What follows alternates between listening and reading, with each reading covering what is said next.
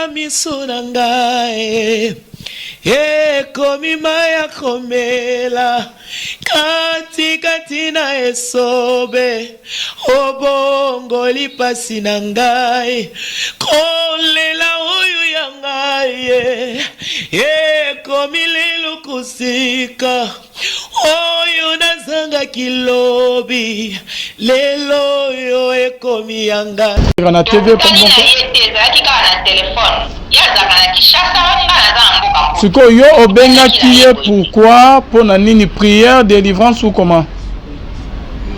Nazaki na besoin de prière, nazaki na problème nanga, nazaki na besoin de prière, nazo un coup de pouce. Ndenge batunyo so ba ko duka basali ya Nzambe. C'est ça. OK. Et par rapport à l'obi qui otinela e photo na yo, pour na ki a prier le na photo c'est ça. Otinela ki yango?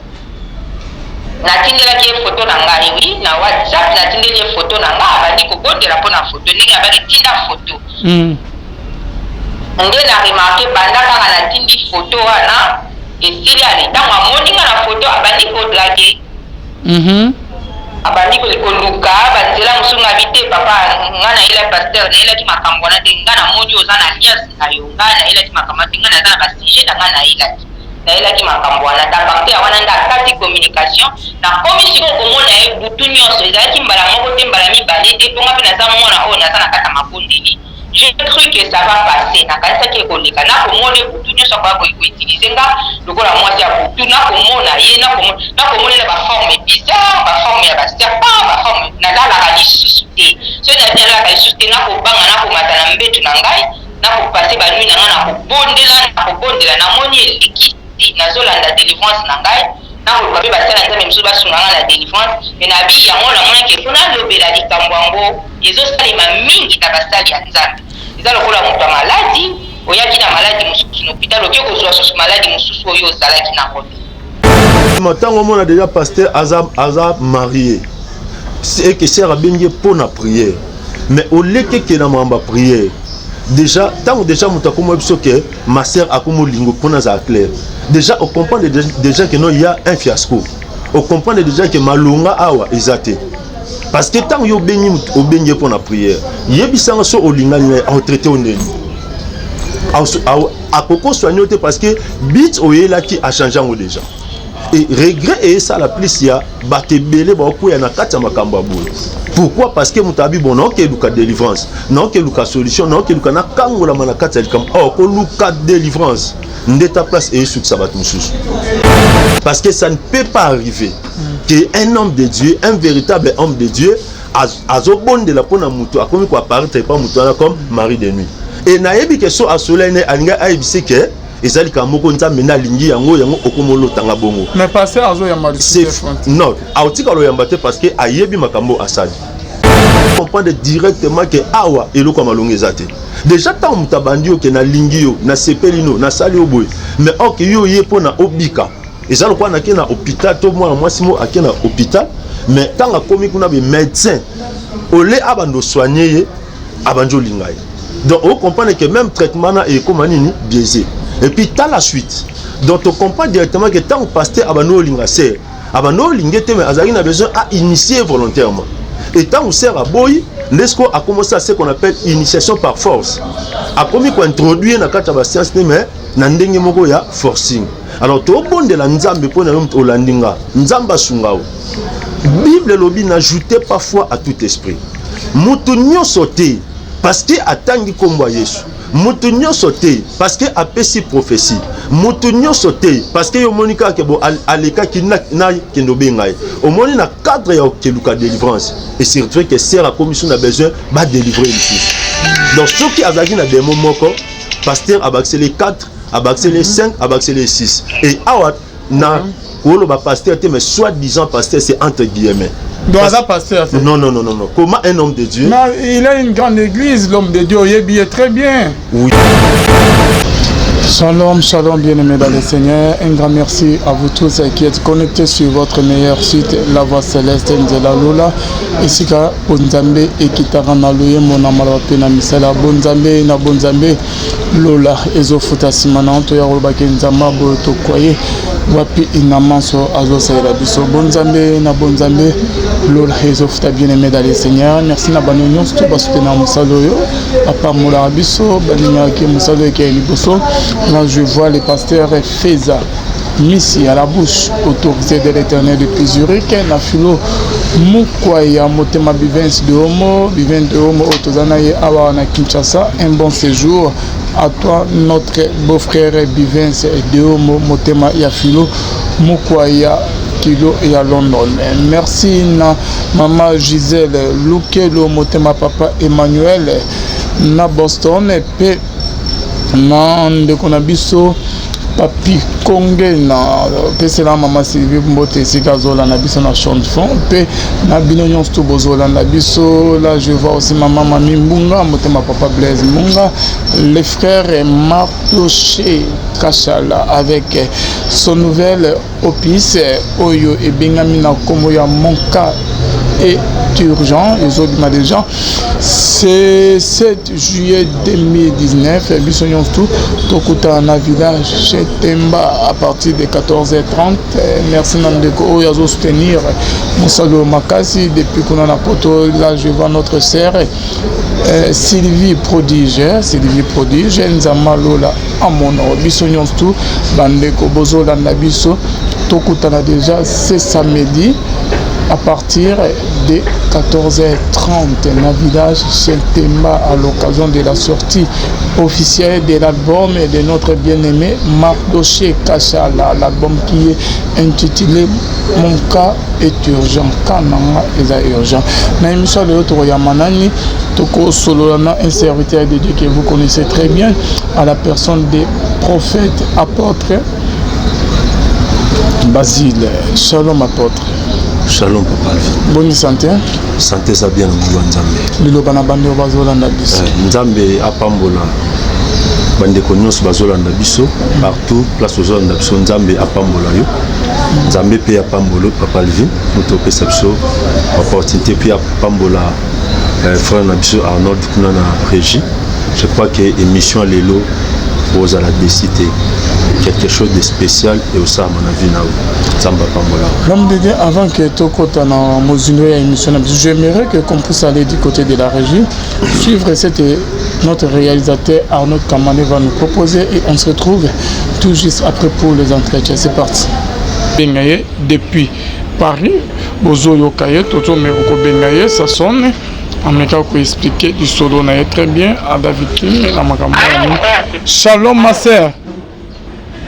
Oui, shalom. Oui, ma sœur.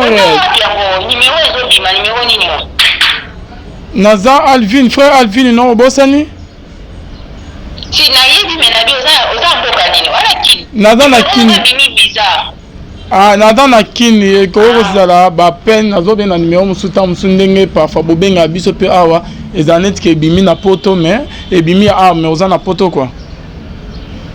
Ah d'accord, Dieu puissant. Ah d'accord. OK. Ma sœur na limite ko tanga kombo na yo to linga kaka ke o me mpe ko betela biso di solo o betela kinya la fois passée ya pasteur oyo ke ozayi olanda ki na ndela ya télévision ozaki victime na ba makamu o komi komono koko expliquer biso pona pe édifier bana nzambe ko ke biso pe pasteur a sala lusu baje oyo azo sala wana te. D'accord, on va dans ce enregistrement. Oui ma sœur. Comme tu m'avais parlé que tout temps à Komo na ote, il y en a, je n'ai pas voulu citer votre nom. Donc, il faut toujours pour la mise sous pour nous écouter dans la salle ya nzambe mususu oyo bazana bango basali ya nzambe balati poso lokola balu dans la bergerie na koki koloba ndenge wana. Donc likambo ekomeli nga eza histoire vraie onga na vivre ya pasteur moko ndeko na biso congolais aza kuna na Kinshasa nde tomonaki ye na église moko akendaki koteya na Canada nde tokataki ye. Donc pasteur azalaka awa na kini ayaki kuna na Canada. Tomonaki ye na bazalaki na église moko na Canada azoteya nasi babengisaki ye. Ok. Nde tomoni ye kuna tomoni numéro na ye tokontakte ye par téléphone tomonana boye te par téléphone tobandi kosolola na ye napesi ye sujet de prière nga nazalaki na yango mbala liboso tobondeli ya mibale tobondeli apres achange na ye abandi kodrage abandi kosala soki ndenge nini wana kutu apres avant asengi nga nanu foto na nga abi abondela mpona foto na nga mpona sujet oyo nga napesaki ye natindi foto tobandaki foto abandi kobondela apres akomi na makambo mosusu nga nayebi namonaki ye na alliance aza marie ekomi lokola lokola nga na bitengi papa nga nayeli makambo wana te nga nayaki kosambela namonaki yo na alliance nayebi ke yo oza marie eza lokola ndenge moto ya maladi akendaka koluka monganga asunga ye ala moko pa ntango ekomi nde mwana ekomi soki nabengi ye natuna ye okati tokosala suite a prière eza susu te akoyamba te akokoma lisusu te natiki apres na ye je crois après une semaine après na remarqué absence na ye nde nabandi komona ye oyo eza te ke oyo naloti ndoto te nakomona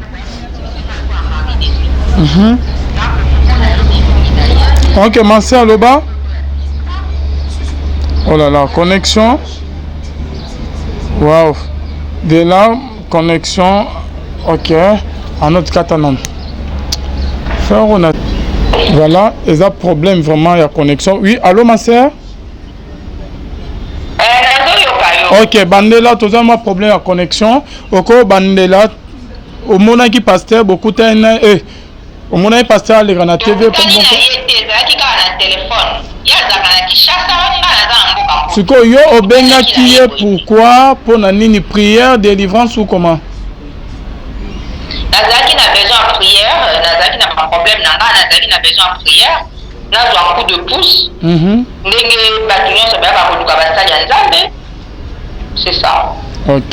Et par rapport à l'obi qui otinela e photo na yo, pour na ki a prier le na photo c'est ça. Otinela ki yango? Natindelaki ye photo na ngai oui na WhatsApp natindeli ye photo na ngai abandi kobondela mpona photo ndenge abandi tinda photo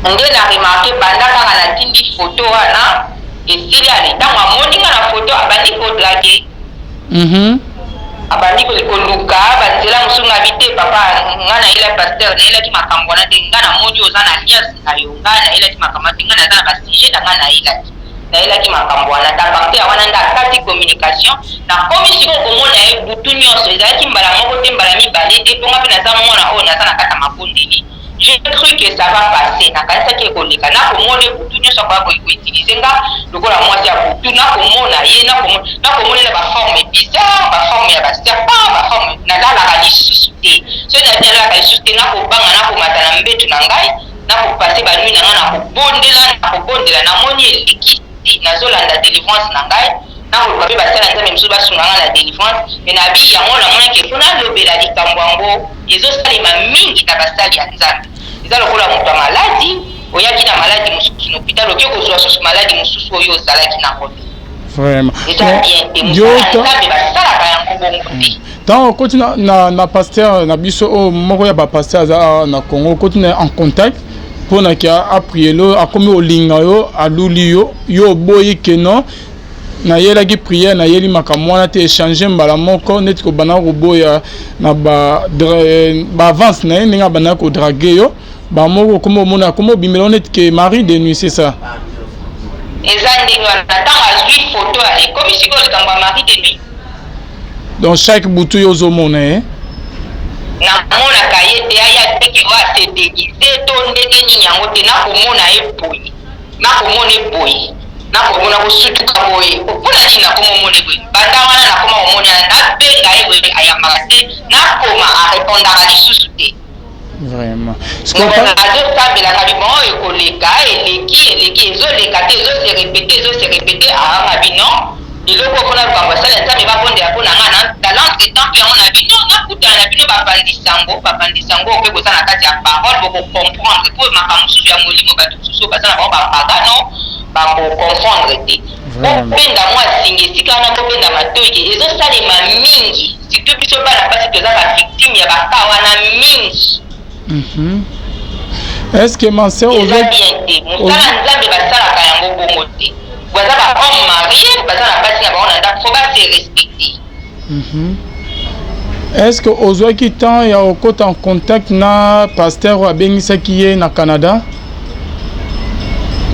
Na en tout cas nazwaki temps ya kobenga eza na église moko te eza soki na baéglise mibale namoni ye déjà na Canada donc aza motu na bino kuna na Kinshasa avandaka kuna même papa Jacob asi ayamba ye na émission na ye la grandeur. Est-ce que obengi Jacob okutana na bango te to na contacte bango nazwaki temps wana te po déjà réponse bakolobaka ke nini wana eza problème na biso te yo contactaki ye non. Ok, mais ma sœur, pasteur Wanga, aza un grand pasteur, aza na kina avant na commune. Ye église na ezali na église na commune ya Mongafula na avenue INSS. Ya na Mongafula na avenue INSS. Ok, merci beaucoup.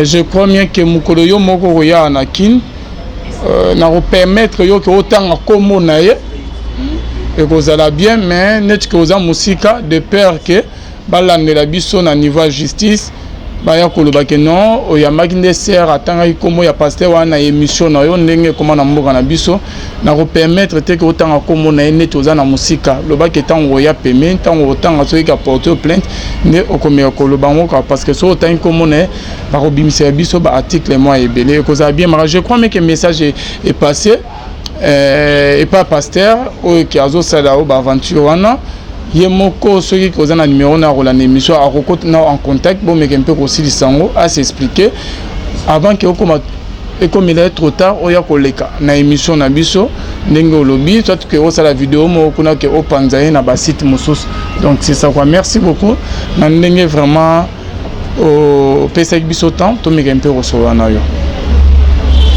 Merci papa Alvin, merci beaucoup nzamba pambola yo. Voilà.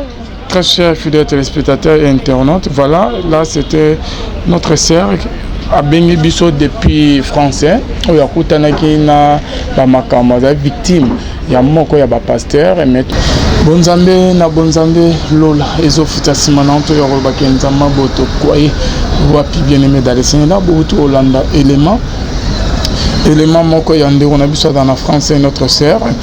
Il y a 5 tout le temps comme on a na émission to salaki na la fois passée maman Zolela avani na France akutana na mosala nzambe moko ya munene aza na mboka oyo Kongo ayebani pe mwana na ye moko pe ayembaka azala musicien chrétien autour découvrir la minute. Par contre, en contact avec notre sœur, Binomo Boyo qui m'a comme sœur à l'obé à Zolela, Toko Sukawapi, apôtre Basile. Votre réaction par rapport à l'élément autour de la Nabino Bassin Nanzan? Merci beaucoup, Papa Alvin. D'abord, nakoyebisa maman Nabiso, naoki omawa. Naoki le roi ndeko nangandi a moi si azokutana na babiloko boy. Mais ndeti biso tozara penza étonné parce que la Bible a tout prévu. Bible obaki na tango suka to mona makamya ba ndenge nyoso. Et je crois que tant ba kutana mamba bepe ba olandango, eza pour pas comprendre que au sein de nous il y a des infiltrés. Yango mona Bible obi n'ajoutez pas foi à tout esprit. Webi papa Alvin lelo so muto ya lobi que non aza magicien mutotika lo yambe azate. So muto ya lobi que nazo cultiste na salisio mutotika lo yambe azate. Et les gens ont compris que manière ya okota na bavia batu facilement et ça na s'improviser pasteur. Parce que les gens ont des problèmes et qu'ils ont compris aussi que la solution c'est notre Seigneur et Sauveur Jésus-Christ. Que so balati po wana ya mosala nzambe ne ba kokota na kacha bavia batu. Mais c'est malheureux babilo kwa boy. On moni que maman bengi o bengi pour la prière. Mais talasco place au économie. Et ça pour dire aux gens que ce n'est pas parce que Moutounion soit un combo à Yesu, c'est un homme de Dieu. Yesu a dit même que non, Bakoye banzete na nzete na mbumana. là ce n'est pas à discuter. Comment yo bengi muta sambela pona o, mais chemin faisant akumo bimela o, et ça la maneni soki to sambeli pona mutu nzamba utilise peu personnalité ya mosala nzambe, mais ekokoma jamais que akumo bimalwa Marie de nuit, non, ça n'existe pas. Ekokoma jamais que akumo malako exprime et comment terroriser mutu. Raison pour laquelle toujours benda peuple de Dieu matoi. Moi j'ai même des cas, mais le ko la batu ba pesi nzela te pona loba moi ya loba ngwezate. Et ça la batu belé lelo à cause de que luka délivrance ba se retrouver ba victime. Il y en a même à Boroloba, mais à Ebike, na bengara mutu bwe metama kam na kutana. Moi je pense que maman ko aza courageuse à lobby. Mais zape na ba maman, mais zape na ba ndeko yo, akwea na kata makambo mais akoka koloba te. Et soukela ka ye moko. Nzamba sumo mutu olandanga, oye ba place ni ocha lokolo parce que makambo luka ba délivrance o et kota ba tebeli na kata mabulu, zwande ti mama o. Na place azwa délivrance, ake o baksa milimo ba na kati na ye. Et ndenga zana on a besoin de délivrance à solo parce que si on va délivrer il faut que l'initiation sorcellerie écoute na vie initiation magique écoute na vie et que ceux qui a l'équipe na délivrance elle aura des problèmes très très sérieux. Voilà à vie na copé ça. Mais neni eko ça ma question azo la papa azo ko suko la te ya qui na problème azo deli solution pas mosa na nzambe mosa na nzambe kuma olinga sera boy pasteur kuma obimela na butu chaque jour na butu ko la na ser azo à l'aise à éviter à salani comme on a passé dans la forme ya banyoka ya banini nyoko le papa. Mais c'est ça justement tant on a déjà pasteur Azam marié c'est que c'est rabengé pour la prière mais au lieu que na mamba prière déjà tant déjà mutakomo biso que ma sœur akomo lingo pour na za clair déjà on comprend déjà que non il y a un fiasco on comprend déjà que malonga awa ezate. Parce que tant yo béni au béni pour la prière, yebisanga so olingani a traité au nez. A koko soignoté parce que bit oyela qui a changé en déjà. Et regret et ça la plus ya batebele ba ko ya na kata makambo boy. Pourquoi? Parce que mutabi bon non que luka délivrance, non que luka solution, non que luka na kangola manakata comme oh ko luka délivrance. Ndeta place et sous sabat mususu. C'est compliqué yesu aloba déjà lobby bokoye babango na bambuma na bango.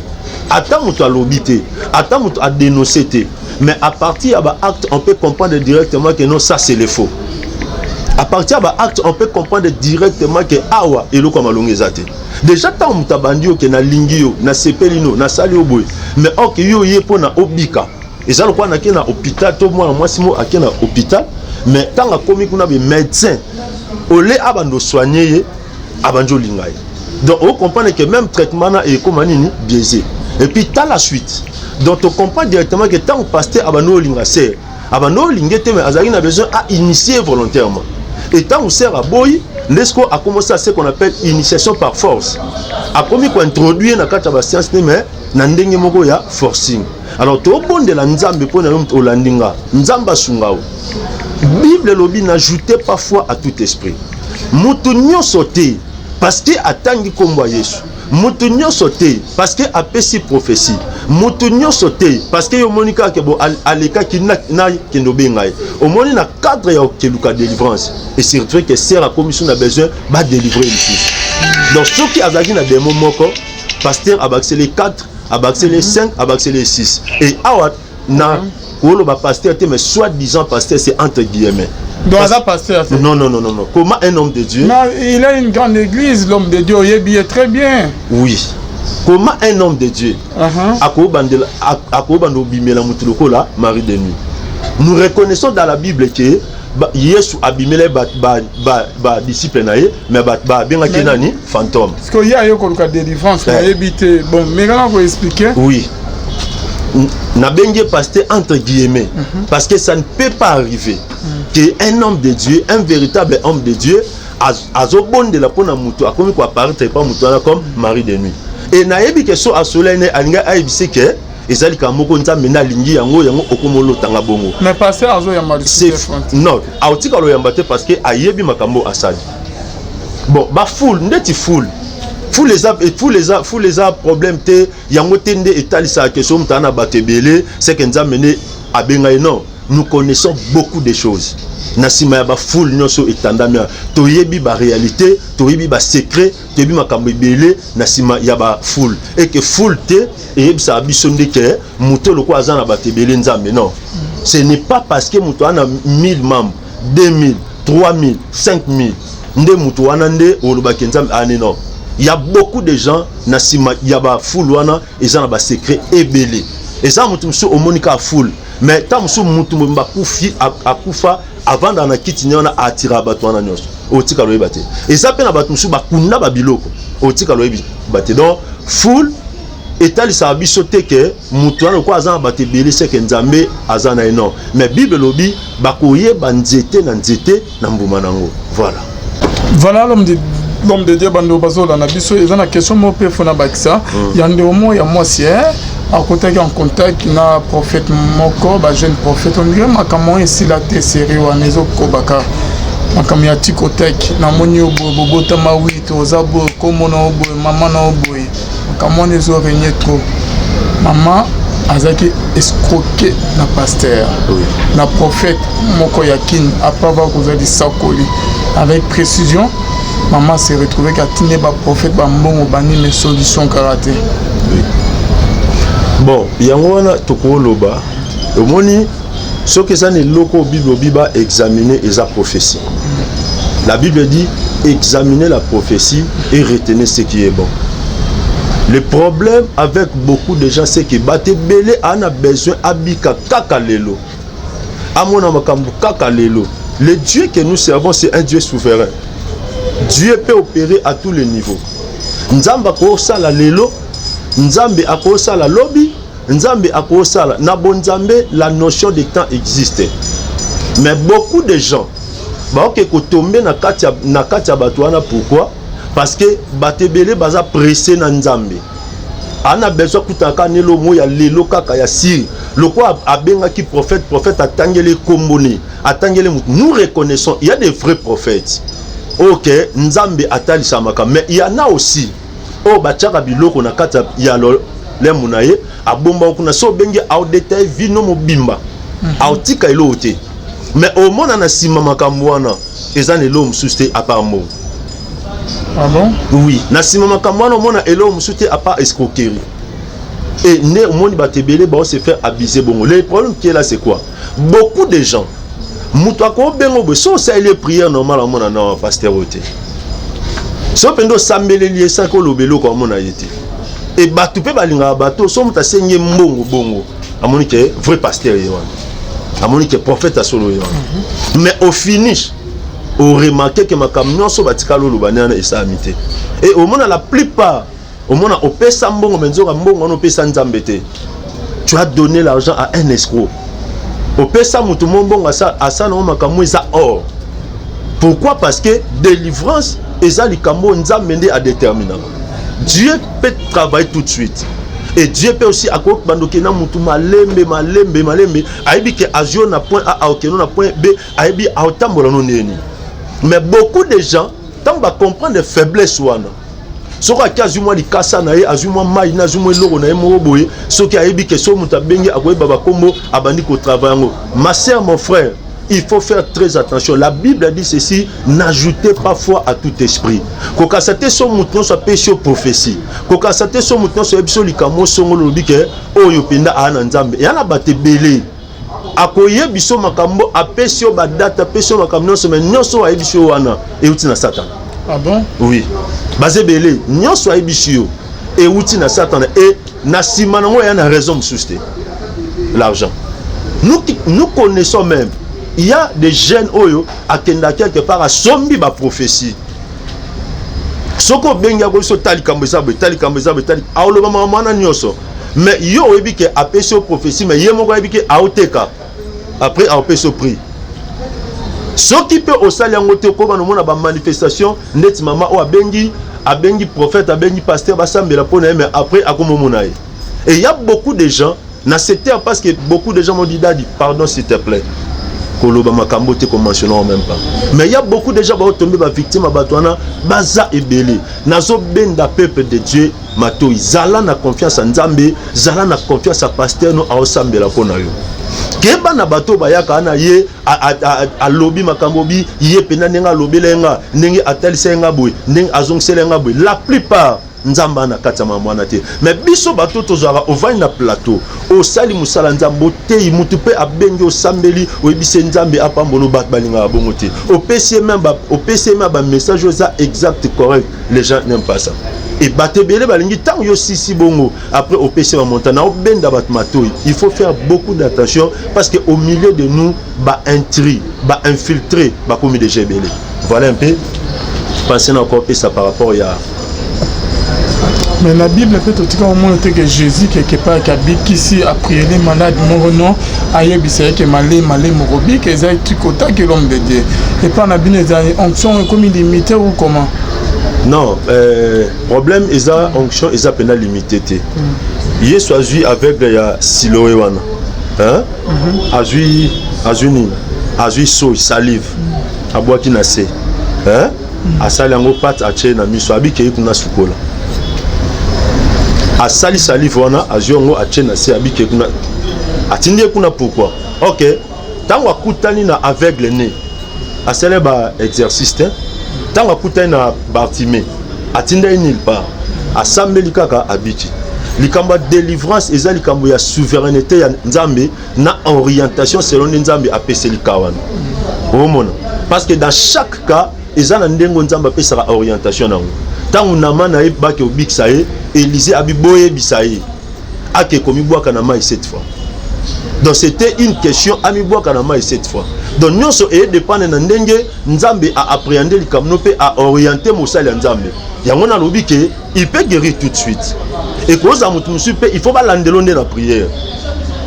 Donc Nzambe mutako ya lelo abiki lelo. Nzambe pe mutu musu akoza la a lelo mais Nzambe abiki ka oyo et c'est la prière à 7 jours. Et c'est la prière à 2 jours.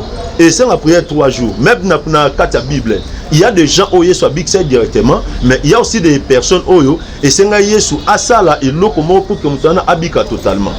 Même le Christ yemoro abiksi mutume atuni o mona ndeni mutana bi nazomona batulo kwa banzete.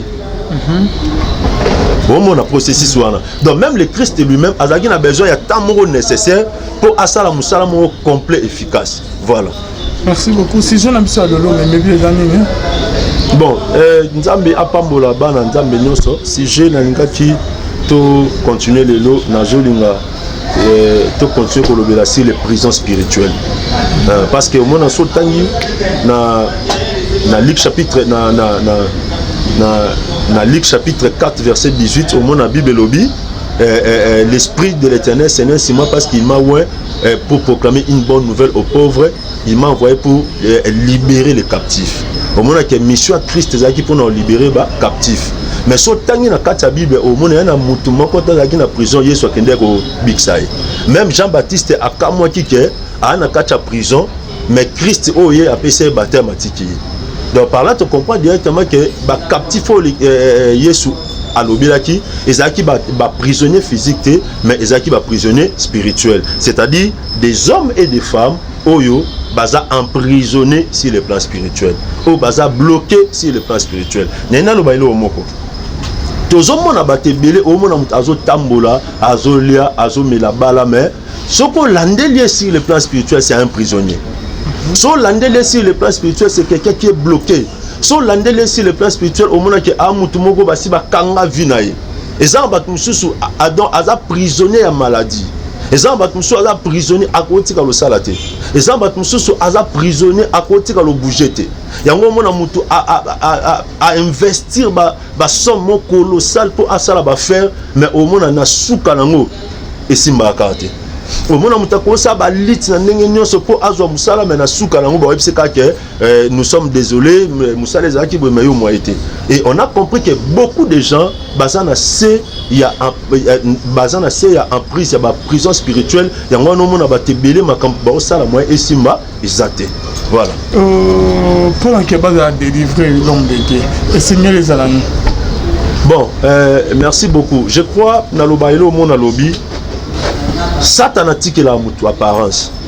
Monde a ténèbres tiqué la mutu apparence. Mais eboto la réalité. Oh mon. Bako tiqué la moi si mariage. Mais bazuma bota ba longoli yango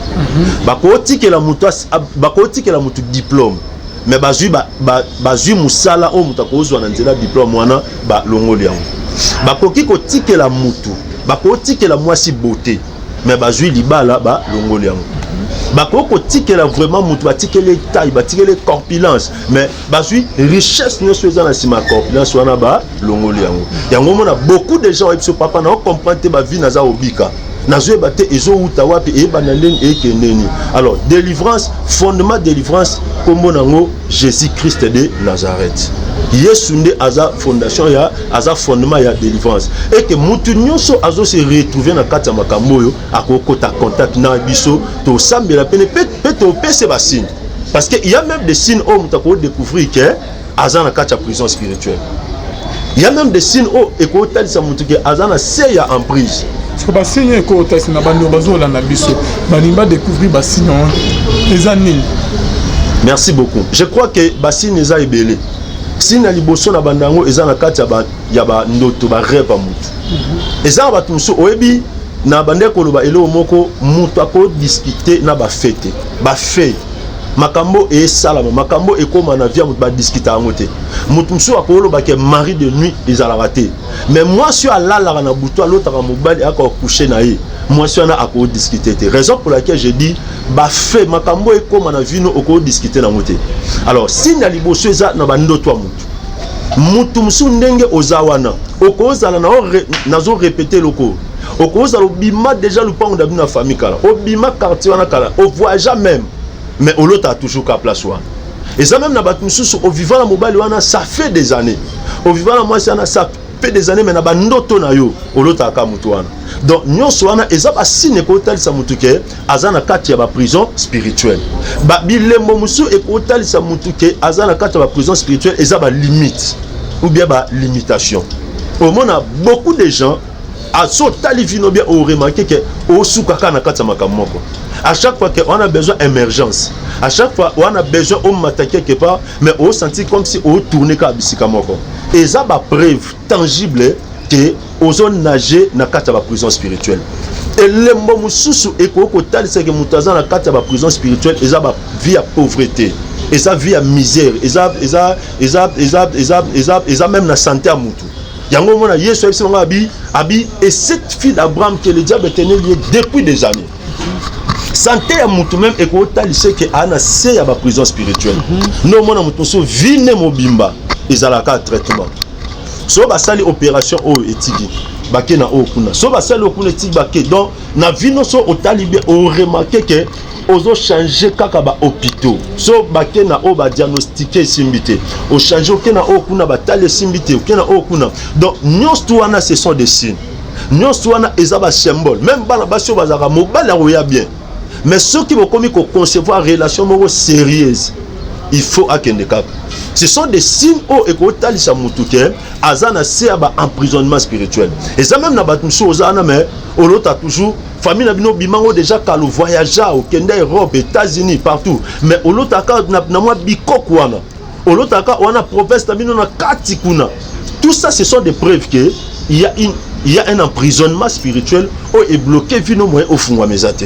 Voilà na kati ba sino ezebele mais toko citer wana mais mutinyo so kota à contact to pese la précision ndeni mutako comprendre que ana kati ba prison spirituelle et ndeni ne ko sala ke nzamba bimise na kati ba réalité spirituelle wana. Voilà selon il y a la fille d'Abraham ou il y a dalaki na maladie c'est plus de 18 ans c'est ça benyo que Satan mutakanga qui est comment ça fait-il que un enfant de Dieu c'est encore collié na maladie mon na problème mon situation mon papa. OK. Parce que Bible les autres qui non ceux qui mutayami Jésus Christ comme Seigneur et Sauveur abikisami il a le salut. Comment une personne qui a un salut azana lobiko akokipe ko kangaye et pas Satan parce que Bible est que celui qui est en nous est plus fort que celui qui est dans le monde. Merci beaucoup. Je crois que Osée 4:6 c'est l'obiango et l'obi mon peuple périt faute de connaissance. On peut être un enfant de Dieu mais ceux qui m'ont découvert ma camusté ou bien ceux qui m'ont côté contact na la réalité m'ont susté et ça ma camusté ko bando ko mele pe à comprendre mais je bénis Dieu parce que quand autres traité et ça ka ya prophète monté mais ça ka ya Christ yé moko Christ alobi Et cette fille d'Abraham que le diable tenait liée depuis 18 ans. Donc, Azamouan Abraham, il y a promesse, il y a lignée, il y a délivrance. Mais le monde de ténèbres est kangaï. Tam susu en dehors il y a femme oyo yope ola nanga très bien libala no kangama depuis des années mabota no kangama depuis des années musala no kangama depuis des années ba projet no kangama depuis des années siko muto akozala aosambela parce que Bible est baxi encore le royaume des cieux ne consiste pas seulement bokonzali kolo ezo consiste ka te so mutayambi Yesu abiki nyose sukiana non. Ce qui est arrivé, on ne va pas à l'église même pas. Mais nous partons à l'église, pourquoi? Parce que Paul a lobby, nous n'avons pas à lutter contre la chair et le sang, mais contre les dominations, les principautés. Il y a famille, il faut azouatan à katango. La réalité spirituelle, la Bible, peut-être na parcelle, peut-être na famille, peut-être belle famille. Il faut avoir le temps nécessaire au katabilo qu'on a parce que il faut constituer blocage. Et qui constitue freinage dans la vie spirituelle. Nous avons dit que papa n'a pas compris dans sambela. Na prière. Il y a des choses il faut pas faire sur l'orientation. Il y a des choses il faut pas la qui sont au salandeni pour s'en sortir dans cette situation. Nous avons dit Christ a lobby et cette fille d'Abraham que le diable est lié. Donc on comprend directement qu'il y a beaucoup des enfants de Dieu au monde des ténèbres et kangi bango. Que le diable a obtenu bango lié. Nous avons ensemble la même bota et akate, ensemble la même voyage et simbate, ensemble la même musala et simbate, ensemble la même projet et tambolate, ensemble la même en comprendre mais qu'est-ce qui m'arrive? Donc batu ya bongo, bana besoin kota contact na biso, topé sa bonne orientation, neni bako luka pour que nzambe akangola bango. J'aimerais dire à quelqu'un que Yesu alonga Satan. Oko bima na kata prison condamnation wana ya célibat. Oko bima même na kata prison ya retardement ou bien oko bima na kata prison ya ba lamentation bi ezan ba mususu vi na ye bakanga alela kaka. Ne au mona mutu malgré za na milliers moko abondant. Malgré azan na pays moko à économie florissante, mais aobi kaloko la mutu mo azan na milliers mo eza tellement pauvre. Tout ça pourquoi? Parce que tient la prison à la lamentation alela kaka. Ya moso talifino bien au remarquer que olela. Donc on a besoin au côté en contact orienté na près. Donc on a chité na question de ça que ça ne signifie pas que som ta bongo mutema nyonso esili non. So ezaki bongo nde bat bavana kata bandao. Mais il y a tout un processus sur la mutuna kata prière. La Bible dit vous avez été édifiés sur les fondements des apôtres et des prophètes, Jésus-Christ étant la pierre angulaire. Édifier signifie quoi? Construire. Et ça la musala moko senga et salama pour que muta comme place au aligné. Voilà. Parlons de cause chrétien mais ça à cause na contrôle sur vie na yo. Muta cause appelé chrétien. Assemblera mais monde à ténèbres et ils en a contrôle mon avenir et c'est quoi les canaux de délivrance pour nous embêter complètement. Donc délivrance de Dieu c'est l'amitié né kayama Jésus comme Seigneur et Sauveur. Non, il faut tout comprendre les salis na délivrance. Les salis c'est une autre chose. Et ça va te belé va souffrir à na sama belé mais à côté lola. Mais na sama belé à sainini à souffrir. À souffrir Seigneur aller dans la délivrance. Il faut aller dans la délivrance pour agir na vie na. Ah bon? Lazare a vivre na sama belé à Kembi à Lazare fallait aller dans la délivrance. Non, na bi bon côté. Tu peux c'est ça parce que maramozolo ba Lazare comprendre bien. Na pesca exemple moko. Il y a des principes, des lois. Au somme ta respectant on a il y a ma belité à vivre bien à vivre bien mais soit koufi akewapi lola. Or Paul alobini, je souhaite que tu prospères comme prospère l'état de ton homme et que tu sois en bonne santé. Donc il y a des principes na ma belé au somme ta respecter en haut et ça là qui abika bien. Et ça peut na makambo somme ta respecter soit koufi akene lola mais awana c'est à souffrir parce que mukili o esimba mina satana. Et que Nzambe a besoin de délivrance parce que tu as une carte de famille à la sorcellerie. Bamsou va bimi la carte de famille à occultiste. Bamsou va bimi la carte de famille à contrôler la coutume. Et bah tu as besoin de que ayambika yesu non. Bah tu as besoin de sambela pona yi. Bah prier pour que Nzamba déclencher situation wana. Yango mona même na kata Bible. Et ça na basi mususu kanda tongela mosala Nzambe ndako abando bota Nzambe a PC bana. Voilà. Merci beaucoup l'homme de Dieu. Nous sommes arrivés presque à la fin de notre émission. Je vous laisse 10 minutes. Merci beaucoup. Exhortation na bande bazola na biso. Merci beaucoup. Qu'on a aussi cette émission na biso. Merci peuple de Dieu, que Dieu vous bénisse. Avant na banda exhortation, pensez aux lelo nazo sambela muke pona yom to na problème pona yom to rejoa temps pona Olanda biso nzambe a assisté yo nzambe a lobela yo et nzambe a kangola vino. Dieu d'Abraham, Dieu d'Isaac et de Jacob. Nazo déduire pensée, nazo déduire prédication. Mutu nyoso akangami, mutu nyoso aza bloqué, mutu nyoso aza na ya emprisonnement spirituel. Tika makamoto teya ekangola vine, ekangola famine, ekangola bana na ye, et libérer libala, et libérer musala, et libérer voyage ne na kombo na Yesu. Amen. Tozotanga penser moko na mukanda ya Luc chapitre 13. Je crois que tanga ki angope récemment mais to considérons sous les lots. Luc chapitre 13 nous allons considérer le verset 16. J'ai lu au nom de Jésus. La Bible dit et cette femme qui est une fille d'Abraham et que Satan tenait liée depuis 18 ans, ne fallait-il pas la délivrer de cette chaîne les jours du sabbat? Thème na olobela eza ba prison spirituelle. Bate belé au monde azo tambola, azo lia, azo mela, mais c'est un captif de l'ennemi. Bate belé tala vino bien. Yango na ebisa biso mi balé et loko liboso na bi monde da ténèbres tike la mutu apparence. Mokila molili bakoti kelo apparence wana uza mwasi libala. Bakoti kelo apparence wana uza mwana poto. Bakoti kelo apparence wana a voyageaka. Bakoti kelo apparence wana que c'est un diplômé, c'est un licencié. Bakoti kelo apparence wana que azam tamayele. Mais bazui réalité nyos. Bazui bolamu nyos ezala na sima makambo wana ba botolio yango. Dam soupe ekoza pe kana. Et lokwa mi balé. Ba discuter na ba fait et comme na vino te za makam so muta ebise okocha tembe mais makambo yu et sala manakata vino oko douter na mo jamais. Remarquez vino bien au mona ke oza okanga quelque part. Remarquez foyer no bien tala mobile no bien tala ba no bien au mona ke y a quelque chose qui ne va pas et quelque chose en ba bingango prison spirituelle. Yesu alobi na kacha verso abi et cette fille d'Abraham que le diable tenait liée. Et ça va te belé au monde à otambola zolia à omela, mais aux obi kanase ya emprisonnement à monde à ténèbres. Aux obi kanase ya contrôle ya monde à ténèbres. Aux obi kanase ya ba envoûtement. Yango remarqué le mot ebiso muto na kata prison. Et loko liboso so muto na kata prison wakanga eza liberté. Prison ezali ko privé muto na ba liberté na. Tala pena vino bien. Au monde ke ba calcul nyonso au sala. Au monde qui va mathématique non so sala et loko morte et tambola bon. Au contraire ba inattendu mo oyo ozela te na vie makamama bende esama na vie na. Et cela signifie que muto obika na kacha ba prison spirituelle. Cela signifie que muto azana espace moko ba katele na kacha monde de ténèbres. Et koza pe kanao. Tam sunde ozana wana kacha prison spirituelle ya célibat. Parce que ba kanga ba loba ke otika loba la jamais. Tam sunde ozana wana kacha prison spirituelle. Il y a stérilité. Batike le bala na yo. Zo mobali mais otika lo botate. Tam sundo zana wana kata prison spirituelle il y a chômage. Bakanga bavanda babinenga zabwe na mayele na ba savoir faire nyonso na expertise zana ngo otika lo sa musalate.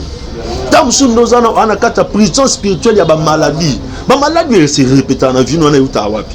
Mon frère ma sœur on a besoin de délivrance. Au benga biso na plus 243 89 69 16 721.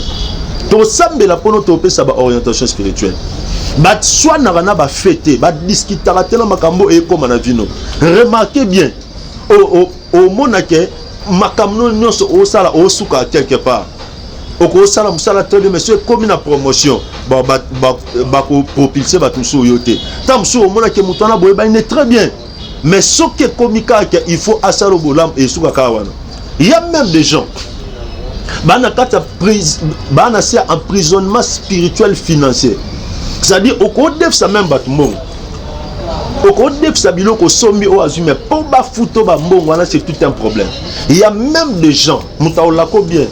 Mais pour que c'est loin yo moyebi ke esala mate. Et yo mondo zano vando comprendre que ngam tswa la kinga au sala nete.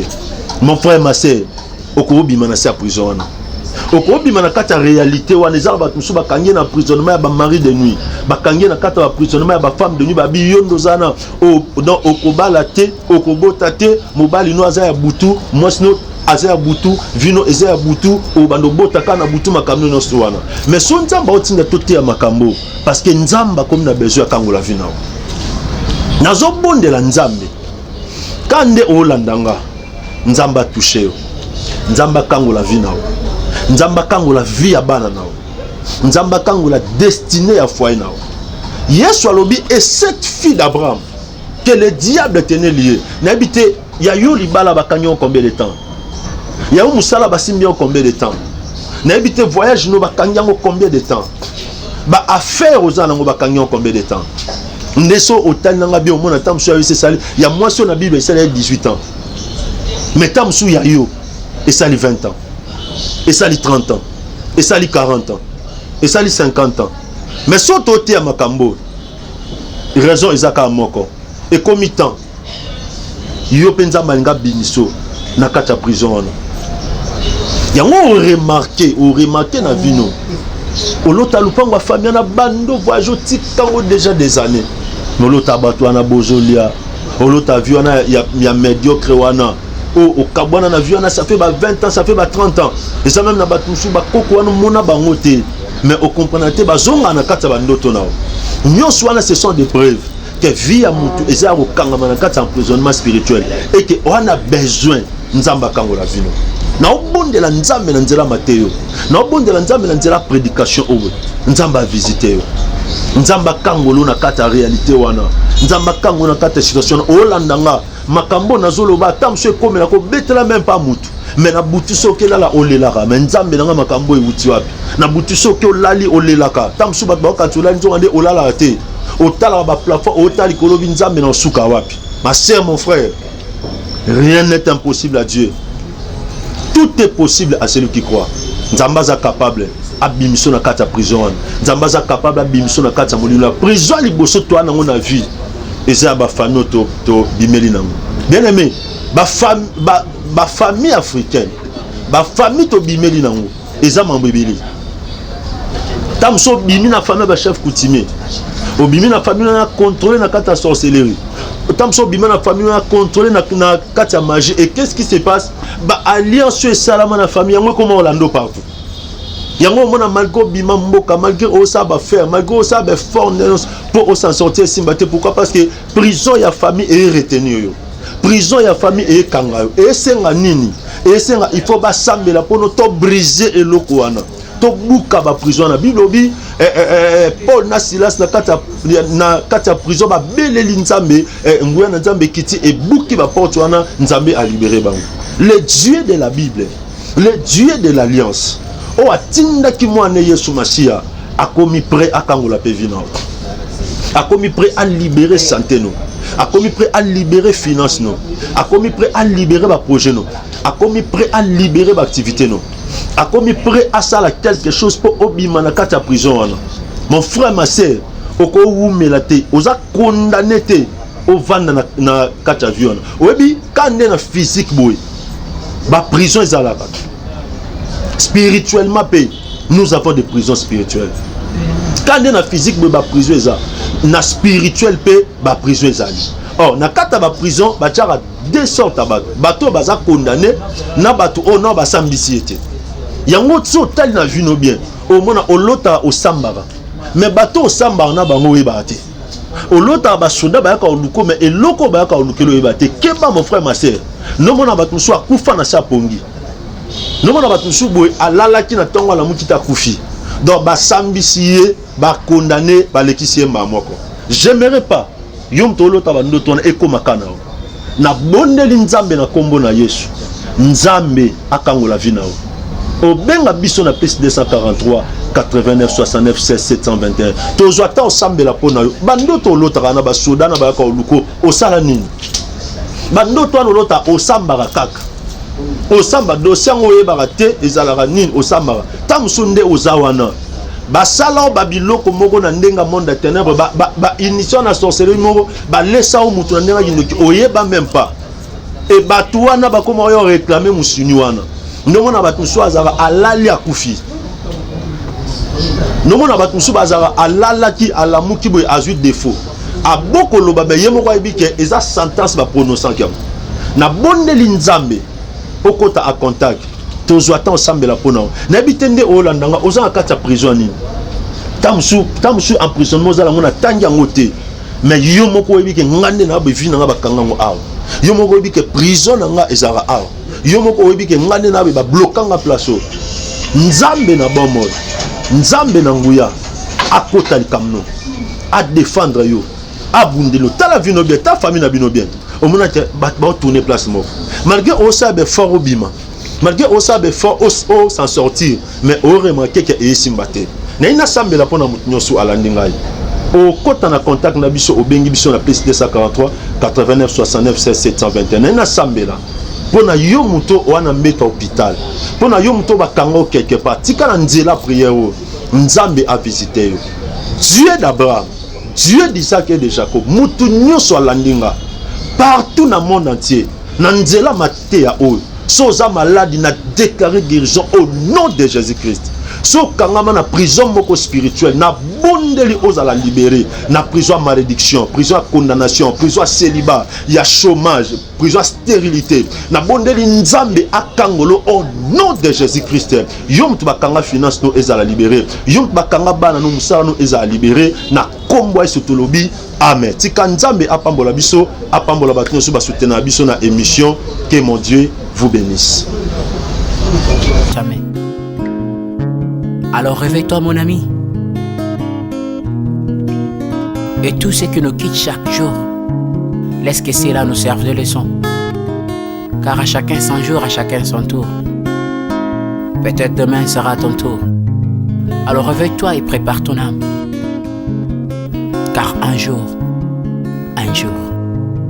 Oh, oh, oh, hey, oh, oh, oh, oh. Hey. Le temps passe, le jour s'envole, s'en va si vite sans laisser de traces. Hey.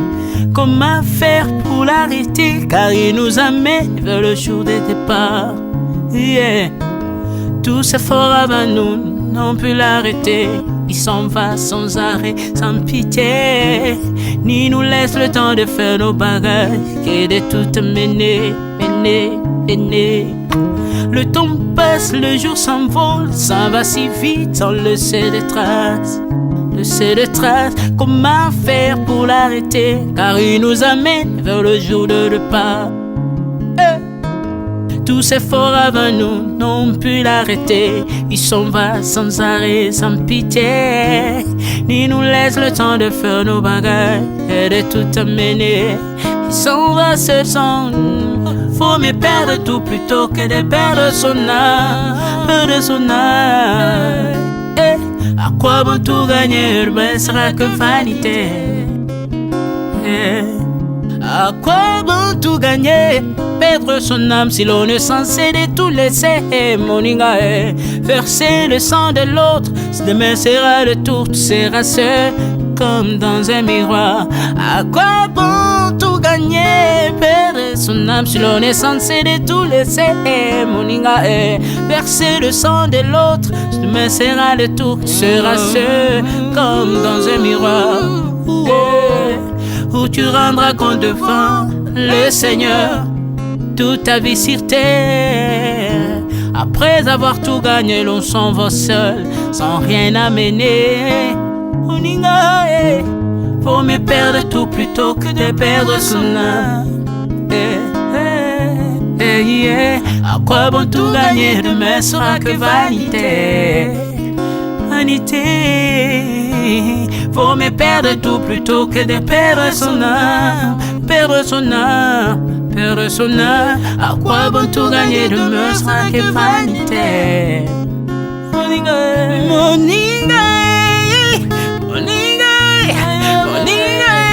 tala tangwe koleka moninga, tala bato bako kende. Kosala lolendo na mokili okanisi mokili yango yayo, etala bato bakoleka. Tango ekomema ngai, tango ekomema, tango ekotika moto te. Bakulutu bayakala basi bakende moninga, tala tango ekomema. Papi Charles Mombaya si akenda kala otango otango eza komema ya mari si akenda ye misa mungolo tala tango ebemi ye papa de baba si akenda kala tango eza koleka ale moloto si akenda kala potango eza koleka ata mobutu sesese kokukungwendo wazabanga asi akenda kala tango eza koleka Mzee Laurent Désiré Kabila akenda kala tango eza koleka tango ekotika moto te tango ebangaka mokolo te liwa abangaka mokolo te abangaka peleki te abangaka motambongo te ayokaka mpe mobola mawa te liwa tango ayaka amemaka moto nyonso tango ekoleka ndenge na bomoi na yo epai na yawe tango ekomema ndenge na bomoi na yo mokolo na yo ekoya okokende ndenge nini le temps passe, ne s'arrête jamais. Le temps passe. Moninga, tara tangwe kome mai. Moninga, tara tangwe koleka. Moninga, tara tangwe kome mai. Moninga, tango ekotika moto te engela bomoi na yo tala bato bakokende osala ndenge nini okotikala ebende te okotikala ebende le temps passe ne s'arrête jamais le temps passe ne pardonne jamais le temps passe ne s'arrête jamais engela bomoi Moninga, si wakenda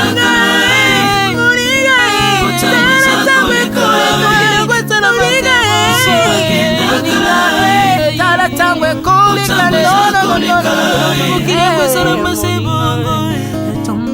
ekolo nyonso bato bakokealela tango eza koleka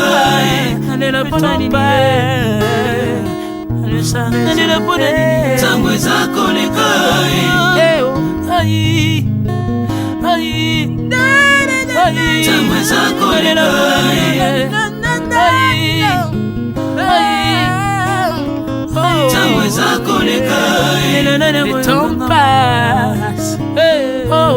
Alvin et Béa, tala tango ekoleka.